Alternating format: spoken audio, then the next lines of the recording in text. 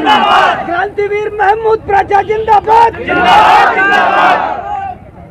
जय भीम, जय भारत, जय संविधान। और आज शहीद आजम भगत सिंह साहब का भी बर्थडे है, तो जय भगत सिंह। भानु प्रताप जी का। और आज यहाँ पर मौजूद जो भी लोग आए हैं SC, ST, OBC माइनॉरिटीज के, वो सभी मुझे देख के बहुत खुशी भी हो रही है, गर्व भी हो रहा है कि ये सभी लोग वो हैं जो प्रताड़ित हैं, जिन्होंने कुछ ना कुछ नुकसान उठाया है। यहाँ पे इतनी बड़ी बड़ी शख्सियतें, भानु प्रताप जी, इनके पिताजी एक सबसे काबिल जज थे, उनके खिलाफ साजिश करके, सोच लीजिए, यह जुडिशरी की बात मैं बता रहा हूं आपको, उनके खिलाफ साजिश करके, झूठे सबूत पैदा करके, झूठी इंक्वायरियां करके उनको हाई कोर्ट जाने से रोका। क्यों? क्योंकि वो दबने वाले नहीं थे, न्याय करने वाले थे। और जब हाई कोर्ट से उनकी एज खत्म हो गई, तब फैसला आया इनके हक में, इनके पिताजी के, तो ये भी प्रताड़ित हैं। और अगर भानु प्रताप जी जैसा व्यक्ति, उनके वालिद प्रताड़ित हो सकते हैं, तो बाकी लोगों की आप अंदाजा लगा सकते हो। मैंने इस तरफ देखा तो हिंदू जी हैं, हिंदू चौधरी जी, हिंदू सिंह जी, ये इतनी मजबूत महिला हैं, इनके साथ पुलिस FIR दर्ज नहीं करती। मैंने थोड़ा और इधर देखा तो DC कपिल साहब हैं, ठेकेदारी हटाओ मिशन के खिलाफ ये उसमें काम कर रहे हैं, इतना बड़ा काम कर रहे हैं। उससे पहले इन्होंने दिल्ली सरकार की चूल्हे हिला दी थी, डेसू में और इलेक्ट्रिसिटी विभाग में जो चोरी सरकारें कर रही थी, उसकी चूल्हे हिला दी थी। उसके ये इंजीनियर के पद पे थे और वहां की यूनियन के प्रेसिडेंट थे। इनके खिलाफ भी साजिश करके रातों रात इनका घर तक छीन लिया, ऐसे मजबूत व्यक्ति का। तो इतने बड़े बड़े मजबूत लोग, ये अब मेरे इस तरफ सामने देखता हूं तो नेशनल से हॉकर्स फेडरेशन के लोग हैं, राजेश जी हैं, दूसरे लोग हैं। इनके लिए भारत की सरकार ने एक कानून बनाया कि इनका हक है। अगर ये अपना हक लेने के लिए, जो हक इनका कानून ने पार्लियामेंट में दिया है, वो हक लेते हैं, तो पुलिस आके इनके ऊपर डंडे चलाती है, अपराध करती है। तो आज जो ये जमावड़ा है, वो ना सिर्फ SC, ST, OBC के लोगों का है, बल्कि ऐसे लोगों का है जो किसी ना किसी रूप से जबरदस्त तरीके से प्रताड़ित हैं। और उससे भी बड़ी बात, जबरदस्त तरीके से लड़ाई लड़ने वाले हैं, दुश्मनों को हराने वाले हैं।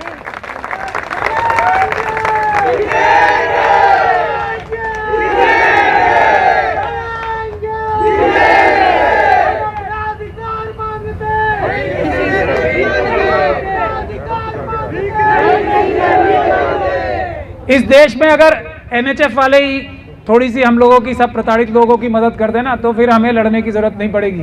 तो आप लोगों की तरफ बहुत ही उम्मीद से, आशा भरी नजरों से देख रहे हैं। आप करोड़ों की संख्या में हो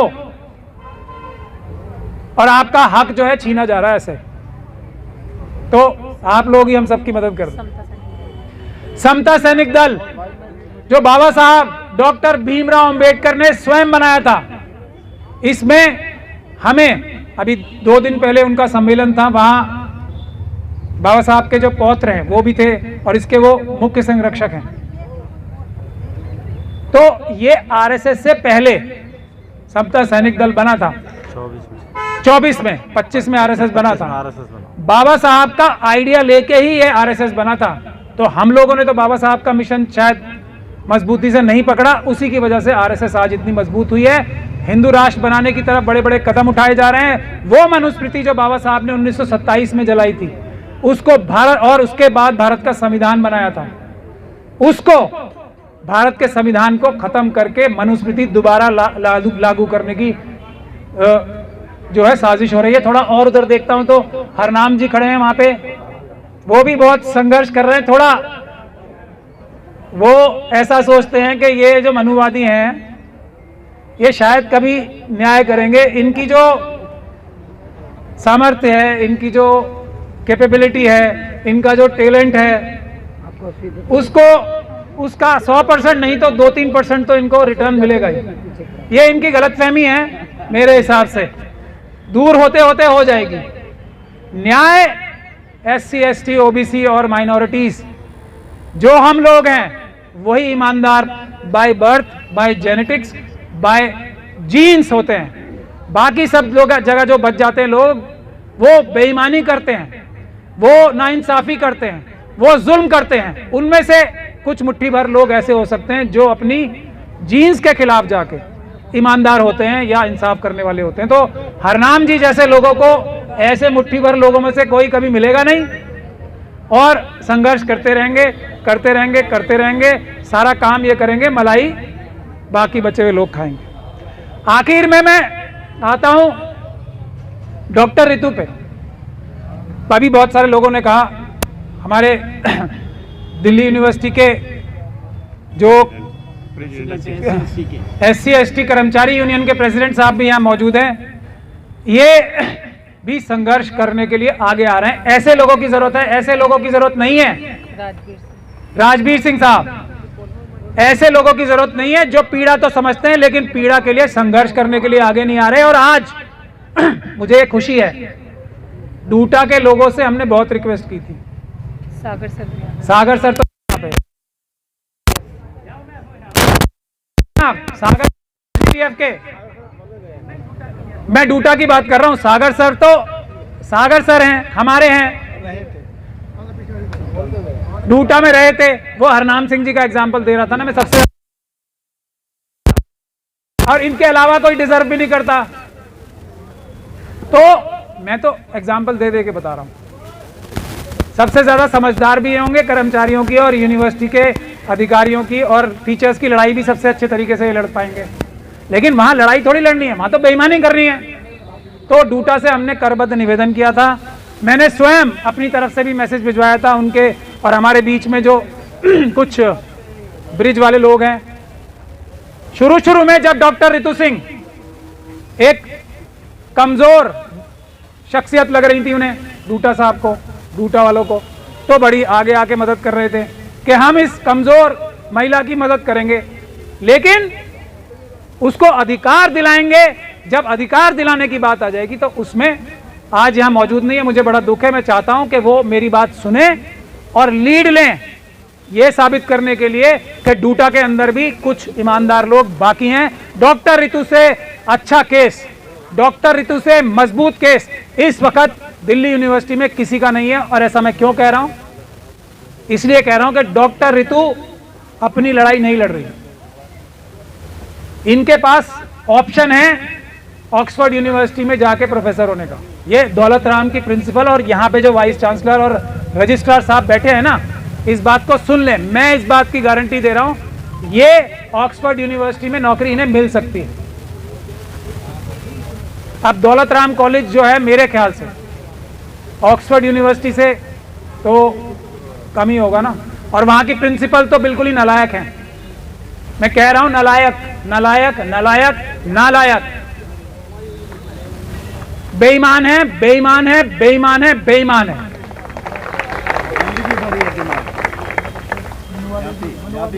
मनुवाद नहीं, मनुवादी तो एक बात है। ये इनकॉम्पिटेंट है, इनकॉम्पिटेंट है, इनकॉम्पिटेंट है। डॉक्टर ऋतु के साथ वो तो अलग बात। डॉक्टर ऋतु के साथ बैठकर किसी भी टॉपिक पे मैं चैलेंज करता हूं, अगर वो किसी भी टॉपिक पे बैठ के डिबेट कर ले और पूरी दुनिया ना देख ले कि डॉक्टर ऋतु को अगर 100 आता है तो उन्हें 2 आता है, और ऐसी डॉक्टर ऋतु को ये इनकॉम्पिटेंट जो है प्रिंसिपल वो निकालेंगी। निकालने की हैसियत क्या है पहले, और निकालने के लिए जो एकलव्य का कॉन्सेप्ट है ना, मैं अभी उनके मन में वो मनुवाद बैठा है महिला होने के बावजूद, वो तो अलग बात है। जो एकलव्य का एग्जाम्पल है ना, सबसे बेस्ट था वो। एक तरफ सब, एक तरफ वो अकेला, तब भी इंफीरियोरिटी कॉम्प्लेक्स हो रहा था। यही कॉन्सेप्ट है ना एकलव्य का। तो इसको छल कपट से, मेरी समझ से तो यही है, छल कपट से भावनाओं में लेकर उसका अंगूठा लिया। क्यों? क्योंकि अगर एकलव्य का कॉन्सेप्ट, एकलव्य खड़ा रहेगा तो उसके सामने सब जो हैं बौने नजर आएंगे। यही आज डॉक्टर रितु के साथ हो रहा है। तो अब हटाएं कैसे? ये तो सबसे अच्छी है, हर तरीके से सबसे अच्छी है, तो अब हटाएं कैसे? तो हम डॉक्यूमेंट फोर्ज करेंगे, छल और कपट।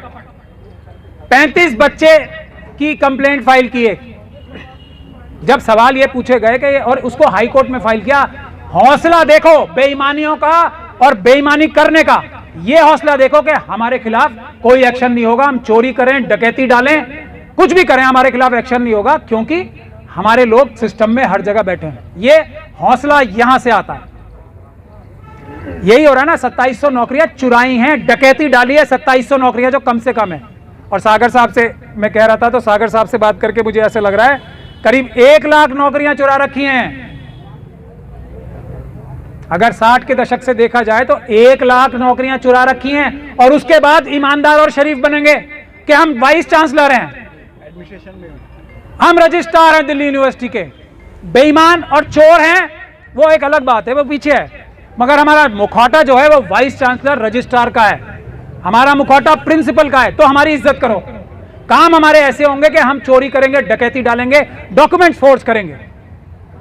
हमारी इज्जत करो, नहीं तो आप जो है पद के खिलाफ बात कर रहे हो, यूनिवर्सिटी के खिलाफ बात कर रहे हो।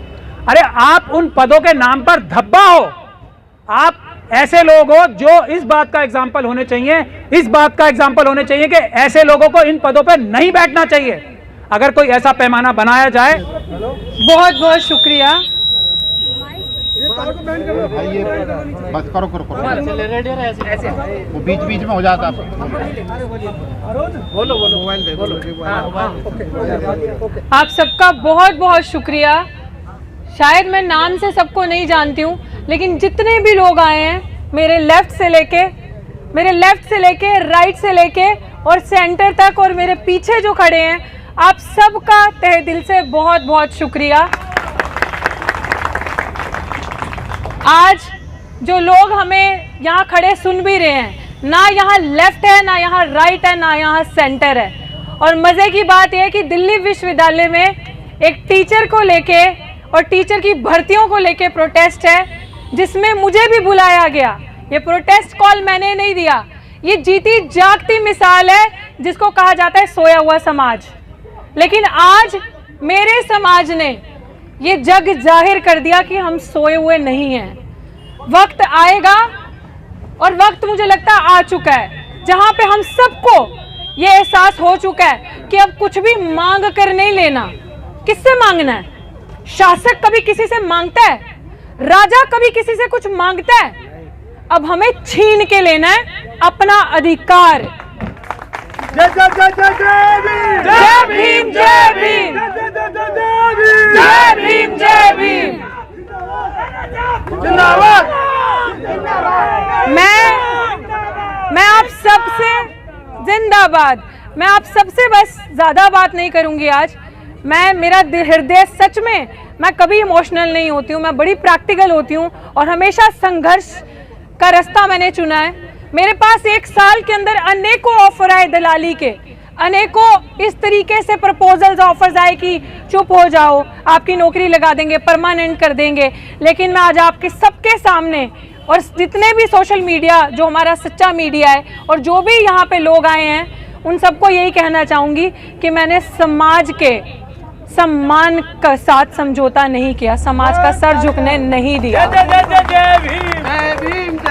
मेरे को सिर्फ और सिर्फ एक ही चीज लगी कि दलाली और बेईमानी का रास्ता बड़ा आसान है, लेकिन इस तरीके से समाज का गला घुटता जाएगा। और ये लड़ाई डॉक्टर रितु की नहीं है, क्योंकि उन बच्चों की जो आने वाले या जो बीत गए, जिनका इन्हीं बेईमान हुक्मरानों ने गला घोटा है, और बेईमानी एनएफएस करके, नॉट फाउंड सूटेबल करके गला घोट के उनकी जगह दूसरे कैंडिडेट्स को यूआर के पढ़ाया गया। न जाने एससी एसटी ओबीसी की कितनी सीटें खाई हैं। 2700 तो एक मोटा मोटा आंकड़ा है, हजारों, अगर 62 से आंकड़ा लगा लो तो हजारों के हिसाब से हमारी सीटें हैं, जिनको अगर हम जो अभी आज कहते हैं ना, जब पिक्चर रिलीज होती है तो एक ट्रेलर होता है, यहाँ पुलिस भी खड़ी है। मैंने कभी भी लड़ाई के लिए आवाज नहीं उठाई होगी इतनी मुखर से, जितनी मुखरता से, जितनी जोर से मैं दूसरों की लड़ाई के लिए हमेशा खड़ी रही हूँ। आज भी मैं उन्हीं सीटों के लिए, उन्हीं लोगों के लिए लड़ रही हूँ, अपने समाज के लिए लड़ रही हूँ। ये एक मिसाल कह लो, चाहे कुछ भी कह लो, लेकिन मैं कह रही हूँ जब तक मेरी आखिरी सांस रहेगी मैं तब तक अपने समाज के लिए लड़ूंगी, अपने समाज के सम्मान के लिए लड़ूंगी, अधिकार के लिए लड़ूंगी, क्योंकि हम सबको शासक बनना है और ऐसे बेईमान लोगों को यहाँ से भगाना है। ये यूनिवर्सिटी हमारी है, ये हमारा न्याय मंदिर है, ये हमारा अधिकार है। हमारे बच्चे हजारों के हिसाब से जो सपना देखते हैं और जो दिल्ली विश्वविद्यालय के दरवाजे तक पहुंच भी नहीं पाते, जो ये इस तरीके के लोग उनके अधिकार मारते हैं, फर्जी दस्तावेज लगा के उनको भगाते हैं यूनिवर्सिटी से, उनके साथ नाइंसाफी होती है, इस तरीके से उनका गला और ना घुटे और हमारे बच्चे सर उठा के सम्मान से विश्वविद्यालय में आके पढ़े और पढ़ाएं। ये उनके अधिकारों की लड़ाई है, उनके सम्मान की लड़ाई है। आप सबका बहुत बहुत शुक्रिया, जितनी महिलाएं यहाँ पे आई हैं, जितने संगठन यहाँ पे आए, चाहे वो समता सैनिक दल हैं, जो भी डीसी कपिल जी ने जिन सबके नाम लिए, और डॉक्टर सागर भी यहाँ पे अगर सुन रहे हैं तो आगे आ जाएं और यहाँ पे बोल चुके हैं। मैं चाहती हूँ कि डूटा तो नहीं आया यहाँ पे दिल्ली यूनिवर्सिटी टीचिंग एसोसिएशन से, लेकिन टूट गया। आज आप सुन लो सारे दिल्ली यूनिवर्सिटी वाले भी जी बनते जी, आप सबको मेरा सादर प्रणाम और पूजिए। जितने भी बनते जी यहाँ पे खड़े हैं, आए हैं, शुक्रिया आप सबका। आपके बिना वाकई में हमारी लड़ाई अधूरी होती है और आप सब ने यहाँ पे आकर ये बता दिया, वाकई में सही कह रहे हैं। डूटा हम सबकी एकता से आज टूटा, टूटा हम सबकी एकता से आज टूटा और आज इस संघर्ष ने करके दिखा दिया कि हमें किसी की जरूरत नहीं है। बहुजन एकता, बहुजन एकता जिंदाबाद। टूटा जातिवादी मानसिकता में टूटा, बिल्कुल बिल्कुल, डूटा भी जातिवादी है। डूटा, सागर सर ने बिल्कुल सही कहा कि डूटा जातिवादी डूटा है। मुझे अभी तक वो चीज याद है कि जब मेरा संघर्ष शुरू हुआ था, कोई भी ऐसा ऊंची जाति का इंसान डूटा का नहीं जो मेरे को आके कहता कि आपका मैटर सुलझा देंगे, आपको नौकरी दिलवा देंगे, आपको न्याय मिलेगा। मैंने एक ही चीज कही कि जॉब नहीं चाहिए, जस्टिस चाहिए, जस्टिस चाहिए, सिर्फ और सिर्फ न्याय चाहिए। और आज हम इस लेवल तक पहुंच चुके हैं कि नौकरियां सिर्फ डॉक्टर रितु को नहीं चाहिए, नौकरी मेरे पूरे समाज को चाहिए, लेकिन स्वाभिमान के साथ, सम्मान के साथ। नौकरी ना दलाली के साथ चाहिए, ना आपकी जी हजूरी करके चाहिए। जो हमारा मेरिट है, पोटेंशियल है, उस हिसाब से हमें सम्मान के साथ नौकरी चाहिए, सम्मान के साथ जीने का अधिकार चाहिए। मैं आप सबका शुक्रिया अदा करती हूँ। शुक्रिया एडवोकेट महमूद प्राचा जी, अगर आप नहीं होते सच्चा अम्बेडकराइट एडवोकेट महमूद प्राचा, जिन्होंने इस लड़ाई में एक एक स्टेप में मुझे गाइड किया, एक एक स्टेप में मेरा साथ दिया, निःशुल्क अपनी सेवाएं दी मेरा केस लड़ने के लिए। और एडवोकेट भानु प्रताप जी, जिस समय एक फोन कॉल की दूरी पे हमेशा एक फोन किया, और सर हमेशा, चाहे वो कोर्ट में पहुंचना था, चाहे वो सामाजिक लड़ाई में पहुंचना था, मेरे साथ खड़े होना, कंधे से कंधा मिलाकर मेरे साथ खड़े रहे। एडवोकेट बेनीवाल जी यहाँ पे हैं, हरनाम जी यहाँ पे हैं, आप सबका, SP Virdi sir retire IAS सब यहाँ पे हैं, अरुण प्रोफेसर जी, आप सबका बहुत बहुत शुक्रिया जो भी यहाँ पे आए। और हॉकर फेडरेशन के ये हमारे संदीप जी, राजेश जी, आप सबका, मोहित जी, तहे दिल से शुक्रिया इस लड़ाई को मजबूत बनाने के लिए। बस यही कहूंगी, ये तो अभी अंगड़ाई है, आगे और लड़ाई है, ट्रेलर है, पिक्चर अभी पूरी बाकी है। जय भीम, जय भारत, जय संविधान, जय। गौतम साहब और यहाँ पर भिन्न भिन्न संगठनों के आए हुए सभी साथी, यूनिवर्सिटी के प्रोफेसर्स और हमारे जुझारू साथी जो सामने हमारे खड़े हैं, आप सभी को मेरा जय भीम, नमो बुद्धाय। ये नाचता रहूं? साथियों, बहुत दुख की बात है, वैसे तो मैं मानता हूं कि जो पूज्य भंते जी ने कहा है, अब उसके अलावा कोई रास्ता तो बचा नहीं है कि इनको सत्ता से उखाड़ के फेंको और सत्ता अपने हाथ में लो और भीख किसी से नहीं मांगो, अपने आप वहां उस कुर्सी पर बैठकर अपनी कलम से न्याय करो। अब यही वक्त आ गया है और मैं बार बार कहता हूं कि 2024 के बाद अब कुछ बचना भी नहीं है। डॉक्टर रितु की लड़ाई बहुत ही जेन्युइन लड़ाई है, दिल्ली यूनिवर्सिटी में जो सेंटर की यूनिवर्सिटी है और देश की राजधानी में है, वहां अगर इतनी गंदी मानसिकता के लोग प्रिंसिपल बने हुए हैं जो जाति के नाम पर अत्याचार करते हैं, अन्याय करते हैं, और फिर भी उनके खिलाफ कोई कार्रवाई नहीं होती है, इससे बड़ी दुखद बात क्या होगी। जिस तरह से महमूद भाई ने संघर्ष करके अदालत के माध्यम से एफआईआर कराई, इन्वेस्टिगेशन क्योंकि एससी एसटी के मसलों में एसीपी करता है, तो पहले कोई एक शर्मा एसीपी था, उसको हटाया गया, और दूसरा जो आया उसने तो बेड़ा गर्क ही कर दिया। और मैं कहता हूं वो अगर कहीं मिल जाए तो उसके कपड़े फाड़ने में कसर मत छोड़ना कि वो हमारे अंदर का भेड़िया है, वो हमारी ही समाज का आदमी है। वो केशव नाम है उसका। पिछली बार जब हाई कोर्ट में ये डेट लगी थी कैंसिलेशन के लिए, तो हम लोग सब हाई कोर्ट में थे। उसी ने कहा, कोर्ट में कहा, कोर्ट की ऑर्डर शीट में लिखा है ये कि हम उन्हें अरेस्ट नहीं करेंगे, किसी तरह की हम कोई उनके खिलाफ कार्रवाई नहीं करेंगे, ये कोर्ट में कहा उसने। तो हमारा ही आदमी एसीपी होके हमारे ही खिलाफ अन्याय करता हो, क्या उनको दंड मिलना चाहिए? मैं समझता हूं भंते जी ने जैसा कहा कि ये जो आपके एमएलए एमपी बैठे हैं, जबकि अब आए आपके बीच में वोट मांगने, तो इनकी चड्डी तक उतार लो। ऐसे इन अधिकारियों की भी हमें दुर्गत करनी होगी, सामाजिक बहिष्कार करना होगा, तभी इनको भी अकल आएगी। लेकिन प्रशासन ये ना समझे, पुलिस प्रशासन ये ना समझे कि अगर तुमने चार्जशीट फाइल करवा ली चालाकी से और अरेस्ट नहीं किया तो बाकी कोई कार्रवाई नहीं होगी। निश्चित रूप से होगी, उस एसीपी के खिलाफ तो होगी ही होगी, औरों के खिलाफ भी होगी जो लोग इनको बचाने में लगे हैं, प्रिंसिपल को, रजिस्ट्रार को।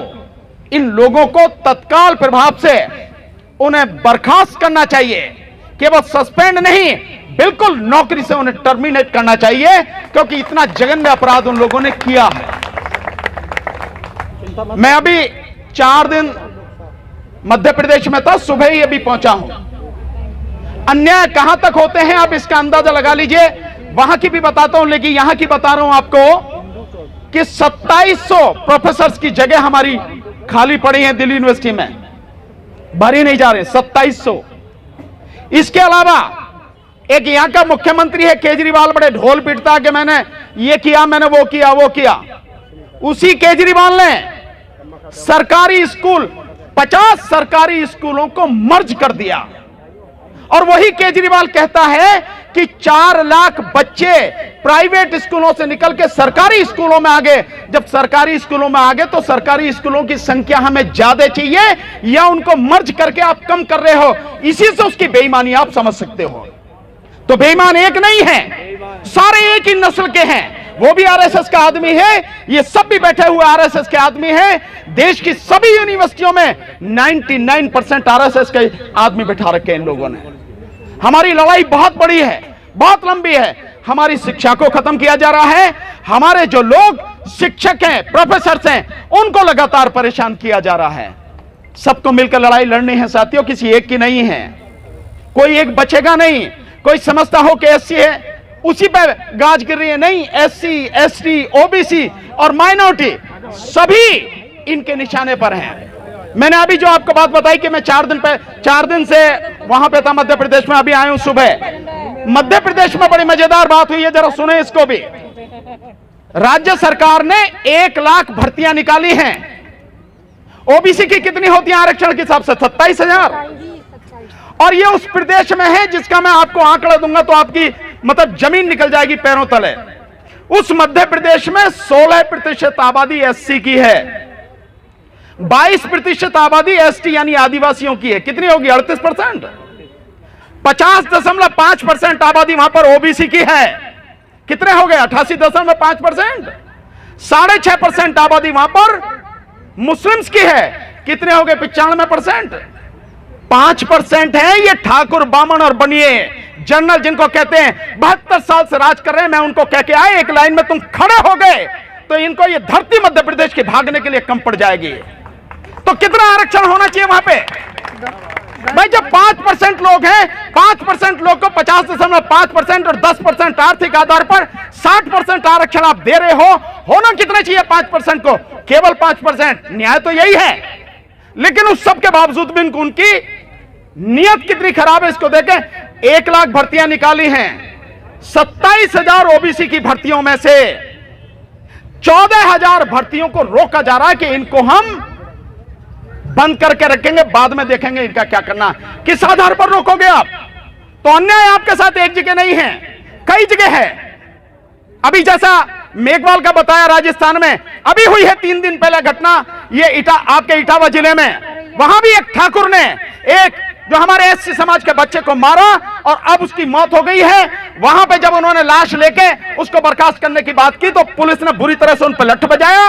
50 आदमियों के नाम पे नाम दर्ज रिपोर्ट करी, 250 के नाम पे जो उनके अज्ञात लोगों के नाम से वो करी, और अब लोगों को उठा रहे हैं लगातार। पीएससी पड़ी हुई है, शिशु मंदिर स्कूल है वो, मतलब ये स्थिति है। और वो भी शिशु मंदिर स्कूल था आरएसएस का, और ये भी शिशु मंदिर स्कूल, ये स्थिति है सरस्वती शिशु। तो हमारी स्थिति बहुत खराब है, इससे दूसरा कोई बदलने आएगा नहीं, हम ही को बदलनी पड़ेगी। और अब ये ठान ही लेना चाहिए, आर या पार जो भी होगा, मरेंगे तो मरेंगे, हम पहले भी मरते रहे हैं, लेकिन अब अपना हक लेकर मरेंगे। और ये दिल्ली यूनिवर्सिटी का जो वीसी बैठा है, ये है जो भी प्रशासन के लोग हैं, केंद्र सरकार सारी जो एजुकेशन में, आप सबसे यही आपको सबको धन्यवाद देना चाहती हूँ कि आप सभी साथी जो है यहाँ पे आए और रितु मैडम के जो है साथ में खड़े हो। आज सभी मैं भी यही चाहती हूँ कि किसी की भी लड़ाई हो, कोई भी लड़ाई हो, आप सब इसी तरीके से सबका साथ दें और इसी तरीके से आप खड़े रहें। और रितु मैडम से ही कहूँगी कि कभी भी अगर हमारी आपको ज़रूरत पड़ती है, महिला शक्ति की के साथ हैं, आप हमेशा हमें बुला सकते हैं, किसी भी टाइम, एनी टाइम, कभी भी बुला सकते हैं। हम आपके साथ हैं हर संघर्ष में और हर लड़ाई में, हम आपके साथ हैं, हर महिला के साथ हैं हम, हर भाई के साथ हैं हम। बस मैं यही कहना चाहती हूँ कि आप सब लोग इकट्ठा एक साथ एकजुट रहें और सब एक दूसरे का इसी तरीके से समर्थन करते रहें। धन्यवाद। को मैं अपनी तरफ से बधाई देता हूँ कि आप लोग सब रितु बहन को न्याय दिलाने के लिए यहाँ एकत्रित हुए। मैं करीब 46 वर्ष से 1975 में भंते बना, 40 वर्ष से लगातार जब से देश स्वतंत्र हुआ तब से मैं ढेर सारे आंदोलन देख चुका हूँ। देवली, शादुपुर, बेलछी, विश्रामपुर, बाजितपुर, अल्मोड़ा, तमाम देश के आंदोलन चले, लेकिन ये जुल्म क्यों होता है, जातिवाद का व्यवहार क्यों होता है, हमारे बच्चों को क्यों मारा जाता है, हमारी बहन बेटियों के साथ बलात्कार क्यों होता है, इसका कारण कभी आपने सोचा? तुम कितने भी नारे लगाते रहना, डॉक्टर अम्बेडकर ने कहा था ये संविधान बहुत अच्छा है, लेकिन इसे इम्प्लीमेंट नहीं किया गया तो मेरे लिए 2 कौड़ी का है। आज आप बता दें, हमारे क्या नाम है आपका? डीसी कपिल साहब, मैं आपको बता दूं, ये नारे लगाने का वक्त तो है, लेकिन मैं एक बात बता दूं, जुल्म कहां से होता है। मुसलमान पर जुल्म हो रहा है, दलित पर जुल्म हो रहा है, बैकवर्ड पर जुल्म हो रहा है, ओबीसी पर जुल्म हो रहा है, आदिवासियों की बहन बेटियों की अस्मतें लूटी जा रही हैं और उनको निर्दोष और बेगुनाहों को नक्सलाइट बना के मारा जा रहा है और मुसलमानों को देशद्रोही और तमाम तरह के उन पे आरोप लगाकर जेल में पूछा जा रहा है। जब कोई व्यवस्था बदलती है, जब किसी देश में परिवर्तन आता है तो सत्ता बदलती है, तो व्यवस्था बदलती है। तुम क्या करोगे? आरएसएस के लोगों ने सारे देश की व्यवस्था पर काबू कर लिया है। आपको बता दूं, 3 तरह से 4 तरह से यह देश चलता है, न्यायपालिका, कार्यपालिका, विधायिका और मीडिया। मीडिया जो यहाँ का हरामखोर है, जो मनुवादी मीडिया है, वो तुम्हारी एक बात को लोगों तक नहीं पहुंचाएगा, लेकिन यदि यहाँ किसी मनुवादी का कुत्ता मर जाता है तो उसकी आवाज पहुंचाएगा, भैंस खो जाती है तो भैंस की आवाज पहुंचाएगा, कोई बिल्ली खो जाती है तो बिल्ली की आवाज पहुंचाएगा। मंत्री जी की बिल्ली खो गई है, उसको तुरंत पता लगाया जाए और तुरंत बिल्ली को पकड़ के घर पे ले आएंगे। भैंस खो जाती है, लेकिन हम लोग चिल्लाते हैं क्योंकि हमारी व्यवस्था नहीं है, हमारा कोई भी न्यायपालिका नहीं है। न्यायपालिका में आरएसएस के लोगों ने कब्जा कर लिया है। विधायिका में पूरे के पूरे लोग वो बैठे हैं। इस विधायिका को बनाने वाले कौन हैं? इस विधायिका को बनाने वाले ओबीसी के लोग हैं। इस विधायिका को बनाने वाले शेड्यूल कास्ट के लोग हैं। इस विधायिका को बनाने वाले एससी और एसटी के लोग हैं। जब तक आप यहाँ की सत्ता को उखाड़ नहीं फेंकोगे तब तक ऐसे ही जुल्म होता रहेगा। सत्ता बदलेगी तो व्यवस्था बदलेगी। और 2024 के लिए आप संकल्प कर लो, आपको आंदोलन करने की आवश्यकता नहीं पड़ेगी। आपका बैकलॉग पूरा किया जाएगा, आपके बच्चों को अच्छी जगह एडमिशन मिलेंगे। इन्होंने बच्चों की फीस को 20 गुना कर दिया है। गरीब बच्चा अपने बच्चों को पढ़ा नहीं सकता। जेएनयू से जो बच्चे तैयार होते थे, जो हायर वहां 200 गुना वहां पर फीस कर दी है, वो जेएनयू को खत्म करने का इन्होंने संकल्प लिया है। मुस्लिम यूनिवर्सिटी को खत्म करने का संकल्प लिया है, लेकिन बीएचयू को खत्म ये नहीं करेंगे, अन्य चीजों को खत्म नहीं करेंगे, क्योंकि यहाँ पर शिक्षा पर पूरा का पूरा कब्जा मनुवादियों का है। और जब तक आप इनको उखाड़ नहीं फेंकोगे तब तक यहाँ पर जुल्म होता रहेगा। जुल्म की उम्र कम नहीं हो सकती। जुल्म कहाँ से आया? से आया। जब तक जाति रहेगी तब तक यहाँ जुल्म रहेगा। जुल्म की उम्र कम नहीं होती। वक्त जिहाद है सभी रक्स का नहीं, वक्त जिहाद है सभी रक्स का नहीं, हो खून का कतरा किसी के अस का नहीं, बुलावा सरफरोशों का हुआ है आखिर, है मैदान जानदारों का मरिए इसका नहीं। तुमको बलिदान देने की जरूरत है, तुमको आहुति देने की जरूरत है, तुमको कुर्बान होने की जरूरत है। जब तक ये समाज 12 बच्चे कुर्बान हुए तो इन्होंने एससी एसटी एक्ट को वापस लिया। यहाँ पर रोजाना बदलाव होते हैं। विधान में हमारा संशोधन किया जा रहा है, संविधान में रोज संशोधन किया जा रहा है, लेकिन एक बिल ऐसा भी ले आओ कि जातिवाद का विरोध किया जाता है। जातिवाद का बिल एक लाओ कि कोई भी आदमी जाति नहीं लिखेगा, कोई भी शर्मा नहीं लिखेगा, कोई भी पांडे नहीं लिखेगा, लेकिन ये लाएंगे नहीं, क्योंकि उसमें इनकी मौज मस्ती है, उसमें इनका कल्याण है। मैं कहना चाहता हूं कि आप लोग जब तक ये व्यवस्था बीजेपी की रहेगी, जब तक बीजेपी की गवर्नमेंट आई है, आरएस के लोग हावी हो गए, हमारे बच्चों को मारा जा रहा है। जितेंद्र मेघवाल को मूंछ रखने पे मार दिया जाता है, इंद्र मेघवाल को पानी पीने पे कत्ल कर दिया जाता है, अनेकों बहनों के साथ बलात्कार किया जाता है। जब मैं पढ़ता था, जब मैं पॉलिटेक्निक में पढ़ता था, मैं कोई सीधा साधा भंते नहीं बन गया हूँ, जुल्म को सहते सहते यहाँ तक पहुँचा हूँ।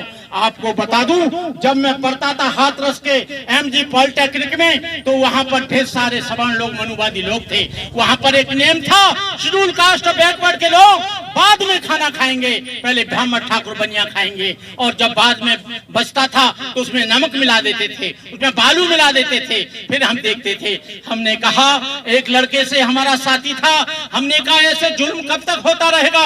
हमने उसका विरोध किया तो वहां पर गोलियां चलने लगी। हमारे सर में 172 टांके हैं, लेकिन हमने उसका बदला गोली का जवाब गोली से दिया।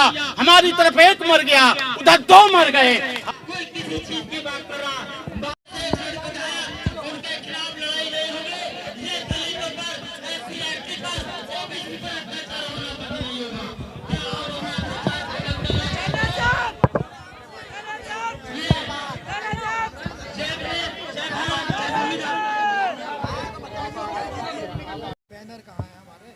तो इस मामले में जो भी आपको एक बड़ा संदेश देना है विश्वविद्यालय के प्रशासन को, और जितने भी शिक्षा संस्थानों से जुड़े हुए शिक्षित और बुद्धिजीवी वर्ग हैं, उन तक अगर एक बड़ा मैसेज पहुंचाना है, शिक्षा के संस्थानों में ही सीखी जाती है। तभी इंसान अपने खान पान से ज्यादा अपने बच्चों को शिक्षा दिलाना ज्यादा जरूरी समझता है, ताकि उसके जीवन में व्यक्तिगत विकास भी हो सके, सामाजिक विकास भी हो सके, देश का विकास भी हो सके। इसीलिए हम सभी अपने बच्चों को सबसे पहले शिक्षा दिलाना अनिवार्य समझते हैं। प्राथमिक क्षेत्र से लेकर माध्यमिक, फिर उच्च माध्यमिक और फिर विश्वविद्यालयों तक हम अपने बच्चों को पहुंचाते हैं ताकि वो इतना योग्य हो सके कि देश के विकास में एक मजबूत कड़ी जोड़ सके।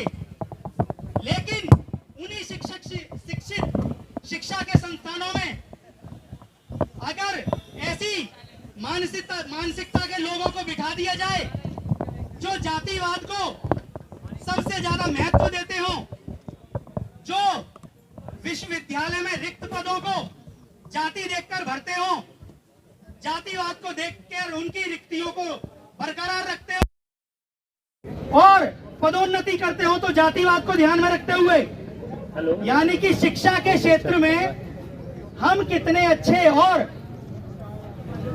और विकल्प जोड़ सकते हैं ताकि शिक्षा के क्षेत्र का और विकास किया जा सके, इसको ज्यादा से ज्यादा लोगों तक जोड़ा जा सके, लोगों को इससे जोड़ा जा सके।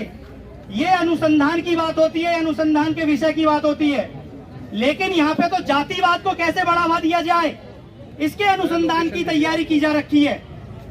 और इसके अगर आपको उदाहरण देखने हैं तो आज का विरोध प्रदर्शन जिन बातों को लेके है वो बातें सबसे बड़ा उदाहरण है कि कुछ प्रोफेसरों को, शिक्षकों को जरा सी बात कहते ही गिरफ्तार करने की प्रभावी कार्रवाइयां करवाई जाती हैं और कुछ लोग कानूनों का सीधा सीधा उल्लंघन करते हैं।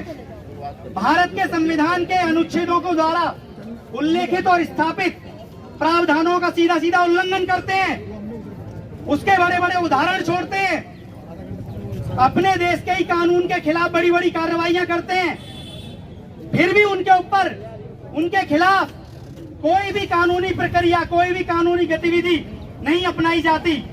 ये जातिवाद का सबूत नहीं है तो क्या है? ये जातिवाद को बढ़ावा देने का प्रमाण नहीं है तो क्या है? ये सबसे बड़ा प्रमाण है। और अगर आप शिक्षित लोग, सामाजिक लोग, जागरूक लोग इन बातों को अच्छे से जानते हैं और समझते हैं तो शुरुआत में ही इसका विरोध बड़े से बड़े स्तर पे होना चाहिए, बल्कि देशव्यापी स्तर पे होना चाहिए, ताकि शुरुआती दौर में ही ऐसे जातिवाद और भेदभाव जैसे व्यवहारों को करने वाले लोगों की मानसिकता पे रोक लगाई जा सके और इससे आगे बढ़ के भाईचारे को आगे बढ़ाया जा सके, भाईचारे से लोगों को जोड़ा जा सके। अगर जातिवाद, भेदभाव जैसी मानसिकता के लोगों को बढ़ावा मिलता रहेगा तो हमारे देश के संविधान ने अपनी प्रस्तावना के माध्यम से जो हमें भाईचारे की, बंधुता की, स्वतंत्रता की, देश के विकास की सीख सिखाई है वो कैसे आगे बढ़ सकेगी। तो साथियों, इस मामले में आपका विरोध प्रदर्शन जायज है, संवैधानिक है, कानूनी है और अगर आप इस मामले पे अपना विरोध जताते हैं, आंदोलन करते हैं तो पुलिस आपका कुछ नहीं बिगाड़ सकती, पुलिस प्रशासन, क्योंकि देश की जो न्यायपालिका है इस मामले में वो भी आपको अधिकार देती है और आपके अधिकार की सुरक्षा करने में खड़ी है। जय भीम, जय भीम, जय भीम, जय जय जय जय भीम, जय भीम, जय भीम। SC/ST OBC यूनिटी जिंदाबाद, जिंदाबाद, जिंदाबाद। SC/ST OBC यूनिटी जिंदाबाद, जिंदाबाद, जिंदाबाद। New administration down down, Delhi administration down down, जय जय जय जय भीम, जय भीम, जय भीम, जय जय जय जय भीम, जय भीम, जय भीम, जय भीम। नमो बुद्धाय। दूर दूर मैं अपना पहले परिचय दे दूं। मैं डॉक्टर SK सागर हूँ। एक हमारा यहाँ पर एक छोटा सा ऑर्गेनाइजेशन है टीचर्स का, social democratic teacher front, social democratic teacher front एक हमारा यहाँ पे ऑर्गेनाइजेशन है टीचर्स का, जो आज के दो अहम मुद्दे हैं। नंबर 1 जो रितु सिंह एक्चुअली शिवाज आदि टीचर इन दौलत राम कॉलेज, उनके साथ जो डिस्क्रिमिनेशन किया है वो पूरे भारत को पता है। जो दूसरा जो मुद्दा है that is equally important for us कि दिल्ली यूनिवर्सिटी में बैकलॉग नहीं दिया गया है। एक तो भारत की एक तरीके से जो राजधानी है, जो दिल्ली है, दिल्ली में एक सेंट्रल यूनिवर्सिटी है जो कहते हैं दिल्ली यूनिवर्सिटी, वहां पर अभी तक बैकलॉग नहीं दिया गया है। ये बड़े श्रम की बात है हम लोगों के लिए। मैं I am also including my self. Ritu Singh के साथ ये जो भेदभाव हुआ है, अमानवीय भेदभाव हुआ है। उनको जब उन्होंने मुझे बताया कि मेरे को यहाँ से डिस्प्लेस किया गया है, तो सबसे पहले अपने एसोसिएशन के थ्रू मैंने SC/ST कमीशन में रिप्रेजेंट किया। उसके बाद मैंने इस केस को पार्लियामेंट्री कमेटी फॉर SC/ST वहां पर भी रिप्रेजेंट किया, पूरी कमेटी के सामने रिप्रेजेंट किया इस केस को। और उसमें बैकलॉग का भी मुद्दा था, तो वो भी उसमें डिस्कस किया। पर उसके बावजूद भी कुछ नहीं, उन्होंने यूनिवर्सिटी को उनको लिखा भी, पार्लियामेंट्री कमेटी ने भी लिखा, SC/ST कमीशन ने भी लिखा, पर यहाँ पर कुछ नहीं हुआ। आपको सबको पता है क्यों नहीं होगा कि वहां कौन लोग बैठे हुए हैं। वो तो हमें मारने के लिए बैठे हुए हैं, हमें बचाने के लिए नहीं बैठे हैं। साथियों, इसमें कोई झिझक नहीं है मुझे कहने में। तो उसके बाद कई बार डेमोन्स्ट्रेशन भी किए गए दौलतराम कॉलेज के सामने, पर कुछ नहीं हुआ। फिर कोर्ट में गए, कोर्ट के बाद भी उन्होंने जजमेंट दिया कि the principal of Daulatram college should be removed, पर अभी तक नहीं किया, क्योंकि उसको सुरक्षा मिल रही है। दिल्ली यूनिवर्सिटी से लेकर ऊपर तक लोग एक ही आइडियोलॉजी के लोग हैं, और वो आइडियोलॉजी सबको पता है कौन सी आइडियोलॉजी है। They have been protecting the principal of the Daulat Ram college. तो उसके बावजूद भी तो मैं ये कहता हूँ, उसमें जो एलिगेशन जो लगाए हैं, all those allegations are fabricated, that has been proved in the court. उसके साथ हमेशा ये भी हुआ कि भाई इतनी ये अम्बेडकर उनको एक्चुअली 100% अम्बेडकरवादी, वो अम्बेडकर जो उनकी जो सोच थी, समझ थी, उसको स्प्रेड करना चाहती थी पूरे भारत में जगह जगह। पर उन्होंने देखा कि अगर इसको यहाँ पर हमने कंटिन्यू किया, जो हम उनकी आइडियोलॉजी है, जो हमारी अम्बेडकरवादी सोच है, वो कहीं ऊपर ना आ जाए, तो उनको खतरा महसूस होने लगा। तो उन्होंने सोचा, उन्होंने कुछ टीचर्स को, जो मुझे पता पड़ा है, वो दौलतराम कॉलेज में एग्जिस्ट ही नहीं करते हैं, दे आर नॉट इनरोल्ड, और उनके द्वारा कंप्लेंट कर। हमारे जो स्ट्रीट वेंडर साथी हैं यहाँ पर, सबसे पहले उनके मन में एक सवाल है कि अपनानी पड़ेगी, यूनिवर्सिटी के गेट पे क्यों खड़े हैं? हम जो हमारी लड़ाई लड़ते हैं, जब हमको वहाँ पुलिस हटाती है उसके लिए, तो आपके दिमाग से ये चीजें एकदम क्लियर कर दे कि आज हम यहाँ पे क्यों हैं। आपको ये बात समझ लेना होगा कि रोड में हमको उखाड़ा जाता है, यूनिवर्सिटी के अंदर हमारे प्रोफेसर को और इनको उखाड़ा जाता है, बस्तियों में उनको उखाड़ा जाता है। मतलब हर एक जगह जहां कहीं भी इनकी मनमर्जी है, इनको जब जैसा मन करेगा हमको उखाड़ते रहेंगे। और जब तक ये सारा कम्युनिटी, जो लोग भी इस तरह के एकेडमिशियन बैकग्राउंड से वो लोग और हम रोड वाले लोग, जब तक एक साथ इकट्ठे होकर के इस पूरी तरीके के उजाड़ीकरण, ये हर तरह का उजाड़ीकरण है, रोड में हमको उजाड़ेंगे, यूनिवर्सिटी में इनको उजाड़ेंगे, और बस्तियों में मकानों की जगह पे स्लम उजाड़ेंगे, हर जगह सिर्फ उजाड़ेंगे। हमारे लिए इनके न दिल में जगह है, न दिमाग में जगह है, न जमीन में कोई जगह, हमारे लिए कोई जगह नहीं है। हमें ये कूड़े से ज्यादा खराब ट्रीट करना चाहते हैं, इसलिए इसी एक कारण के लिए हम यहाँ पे आज इकट्ठे हैं। ये बात आपके दिमाग में क्लियर रहनी चाहिए। आपने से बहुत लोगों ने ये बात पूछा कि हम यहाँ क्यों हैं, आप इस बात के साथ हैं या नहीं है? किसी भी तरह के गैर संवैधानिक उजाड़ीकरण के खिलाफ, चाहे कोई हो, कहीं हो, वो सरकारी कार्यालय में हो, वो मंत्रालय में हो, वो यूनिवर्सिटी में हो, वो रोड में हो, वो सड़क में हो, झुकी में हो, हम हर जगह उसी मजबूती से, उसी ताकत से खड़े रहेंगे। ये बात समझ में आ गई? अभी यहाँ हमारा जो भी वेंडर खड़ा है, एक भी वेंडर तब तक नहीं हिलेगा जब तक कि हमारा ये प्रोग्राम चल रहा है। अगर वो हिलता है, समझो कि आपने अपनी जड़ काटी है। कल जो आप जो इतनी मेहनत कर रहे हो, आपका बच्चा इसी यूनिवर्सिटी में पढ़ने आएगा, और जब उसके साथ यही भेदभाव होगा तो आपको अच्छा लगेगा क्या? आ रही बात समझ में? तो आज हम यहाँ भले 150 की संख्या में हैं, कल जब कोई प्रोग्राम होगा, जब तक कि ये ये जो पूरी तरीके से साबित हो चुका है कि इनकी गलती है, इनकी गिरफ्तारी नहीं होती है, हम 5000 की संख्या में खड़े रहेंगे। हमारे हर बच्चे के भविष्य का सवाल है, इसलिए दिल्ली का हमारे संगठन से जुड़ा हर एक वेंडर इस लड़ाई के खिलाफ है। और हमारी ताकत इतनी मजबूत है, खाली यूनिवर्सिटी थोड़ी घेरेंगे, हम हर पूरे दिल्ली के हर सड़क पे, हर रोड में ये प्रोग्राम करेंगे। और अभी इस बात का हम घोषणा करते हैं कि जब तक ये गिरफ्तारी नहीं होगी, हर बाजार में, हर सड़क पे इसके खिलाफ आंदोलन होगा। बाकी आप लोग रुकेंगे। भाई देखो, प्रदर्शन में आए हो तो जोर लगा के नारे लगाते, और ये जो यूट्यूबर्स है ना, नहीं लगाते, जो है हाथ उठा करके नारे लगाएंगे, जय जय जय जय जय भीम, जय भीम, जय भीम, जय जय जय जय जय भीम, जय भीम, जय भीम। डॉक्टर रितु को न्याय दो, न्याय दो, न्याय दो, डॉक्टर रितु को न्याय दो, न्याय दो, न्याय दो। पीओ के रजिस्ट्रार को गिरफ्तार करो, गिरफ्तार करो, रजिस्ट्रार को गिरफ्तार करो, गिरफ्तार करो, गिरफ्तार करो, प्रिंसिपल को गिरफ्तार करो, गिरफ्तार करो, गिरफ्तार करो। पुलिस मुर्दाबाद, मुर्दाबाद, मुर्दाबाद, दिल्ली पुलिस मुर्दाबाद, मुर्दाबाद, मुर्दाबाद, प्रशासन मुर्दाबाद, मुर्दाबाद, मुर्दाबाद, एक एक साथी जिंदाबाद, जिंदाबाद, जिंदाबाद, एक एक बहन जिंदाबाद, जिंदाबाद, जिंदाबाद, एक एक युवा जिंदाबाद, जिंदाबाद, जिंदाबाद।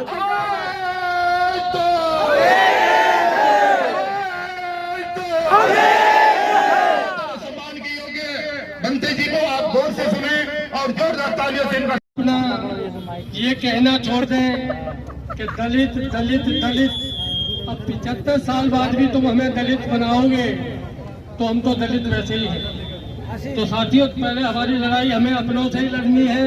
हम दलित नहीं हैं, हम इस देश के मुखरान हैं और हम देश के राजा हैं और हमारे लोगों ने यह राज किया है, ये तो बाहर से आए हुए लोग हैं। तो साथियों, जो अभी बात चल रही है रिजर्वेशन और प्रमोशन और रोस्टर और बैकलॉग पर, ये कहानी दिल्ली यूनिवर्सिटी में ये हर डिपार्टमेंट में लड़ाई है। मैं भी आकाशवाणी और दूरदर्शन जो डिपार्टमेंट है दूसरे के प्रचार करता है, मैं उसका राष्ट्रीय अध्यक्ष। 2018 में इन्होंने सुप्रीम कोर्ट की गाइडलाइन आने के बाद भी हमारे जो 364 लोगों को इन्होंने एई से एडी बनाया था, असिस्टेंट डायरेक्टर बनाया था, और हम इनसे कोशिश करते रहे, लेकिन इन्होंने उनको जो हमारी रिजर्व सीट थी उस पर जनरल सीट सामान्य वर्ग के लोगों को दे दिया गया था। लेकिन साथियों, एक ध्यान है, कुछ लोग कहते हैं रिजर्वेशन, हम कहते हैं रिजर्वेशन नहीं है। ये जो रिजर्वेशन कहते हैं, हम उनसे ज्यादा कोई मूर्ख नहीं है। ये कम्युनल अवार्ड के चक्कर में जो कम्युनल अवार्ड हमें मिला था, उसमें जो गांधी बैठ गया था नासिक की जेल में, जो बैठा था अबका जेल में, तो वो यही कारण था कि वो उसके बदले जो हमें मिला है ये प्रतिनिधित्व है।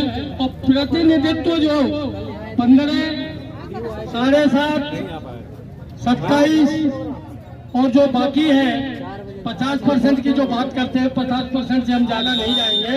50% वो उसमें हमारी भागीदारी है।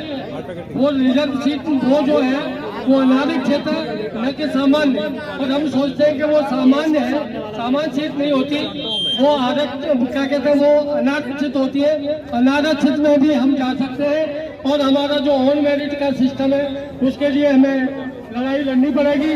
और ये लड़ाई यूनिवर्सिटी की नहीं है, ये लड़ाई आकाशवाणी की है।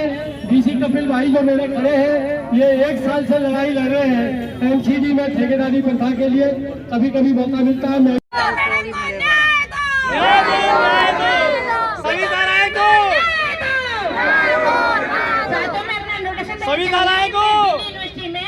अपनी SC/ST में वाइस प्रेसिडेंट हूँ, और साथी है वो महिला साथी के लिए अत्याचार हो रहा है, ये हम बिल्कुल बर्दाश्त नहीं करेंगे। और इसके लिए हम सब साथी इकट्ठे हुए हैं, और इसके लिए बहुत बहुत